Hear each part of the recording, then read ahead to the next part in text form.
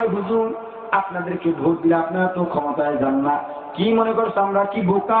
না না, তুমি মতো যদি ওলামায়ে কেরাম ডাক্তারি লেখাপড়া করতো তোমার মতো ডাক্তার হইতে পারতো, যদি ইঞ্জিনিয়ারিং লেখাপড়া করতো ইঞ্জিনিয়ার হইতে পারতো। ও মুসলমান ইমানদার, ওলামায়ে কেরাম বোকা নয়, আমরাও জানি। আমরা যদি এখন হাত পাকা মার্কায় পিছাপ চরমনাইকে একটা ভোট দিই, এত সকালেই ক্ষমতায় যাবে না, এটা আমরাও জানি। তবু কেন বলতেই জানো? ও মুসলমান ইমানদার, যখন পয়গম্বর ইব্রাহিম আলাইহিস সালামকে নমরুদ আগুনের মধ্যে পালায়, ক্ষুদ্র আকারের একটা প্রাণী দেয়, যতদূর আগুনের কাছে আসতে পারে সেখানে এসে প্রস্তাব করে দেয়।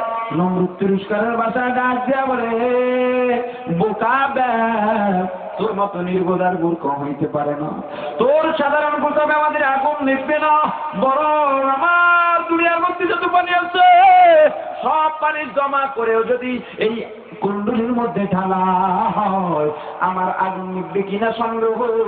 কারণ জানো আমার আগুনের তাপ কত?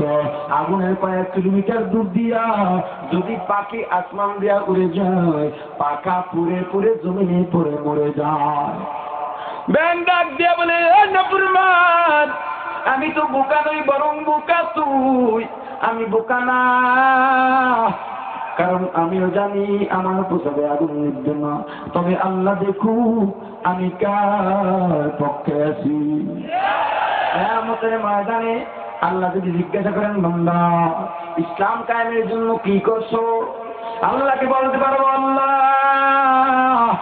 আমার হাতে ক্ষমতা ছিল না, টাকা পয়সা ছিল না, একটাই মাত্র অধিকার ছিল ভোট। আর আল্লাহ ভোটটা আমি ইসলাম কায়েমের জন্য তোমার পক্ষে দিছি।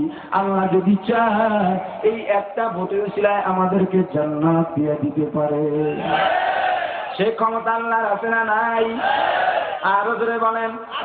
এই মুসলমান, চরমনাইয়ের বিরাজ করতে আসি নাই, চরমনাইয়ের থেকে বেতন পাই না, চরমনাইয়ের অন্ধভক্ত আমি নই, চরমনাইয়ের পিশাবদের সামনে মাথা নত করে বসে থাকি, এটা আমার দুর্বলতা নয়।